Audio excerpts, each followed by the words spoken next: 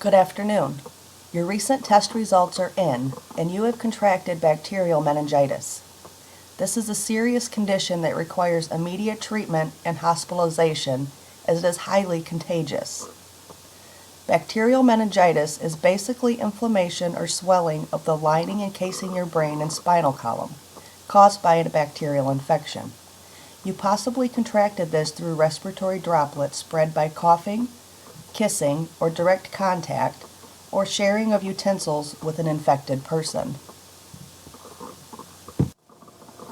You may have experienced all or some of the following signs and symptoms: severe headaches, back pain, photophobia, which is light sensitivity, stiff neck, vomiting, irritability, and lethargy, rash or bruising, as well as kerning signs, which is the inability to raise your leg past a 90-degree angle. Also Brudzinski signs, which is raising of the hip and leg when lifting your head while lying.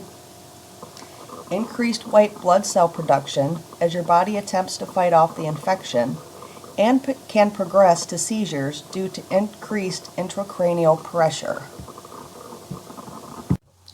When you are diagnosing a person that has bacterial meningitis, these are the steps that your doctor will go through with you.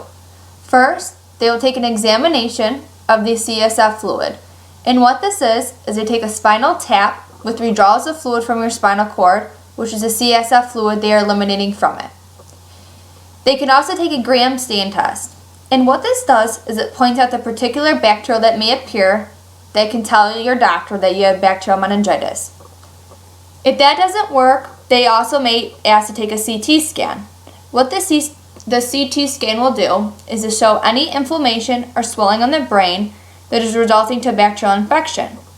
If they think that the bacterial meningitis has maybe spread to the lower limbs, they will take an x-ray. With the x-ray, they can see if the bacterial meningitis has spread past the CT scan that they can't see. When you are treating a person who has bacterial meningitis, you might want to follow these steps.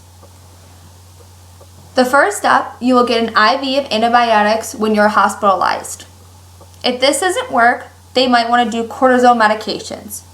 What cortisone medications do is it helps reduces any inflammation and any type of risk of seizure that you may occur in the future, and any brain swelling, while the antibiotics help fight off the infection present in your body. Broad spectrum antibiotics. What this does is it helps fight off the bacteria if the bacteria is not targeted against just one or many. Also, if you have any inflammation in the sinuses and mastoids, fluid needs to be drained with a pressure equalization tube. And what this does is they make an incision near the eardrum, or they use a type of medication to help cure it. As with any disease, bacterial meningitis has a varying prognosis depending on the severity and onset of the disease. Acute bacterial meningitis has a death rate of 10% but can be cured if caught in the right amount of time. Chronic bacterial meningitis can be treated with medications, and most of the time it resolves itself.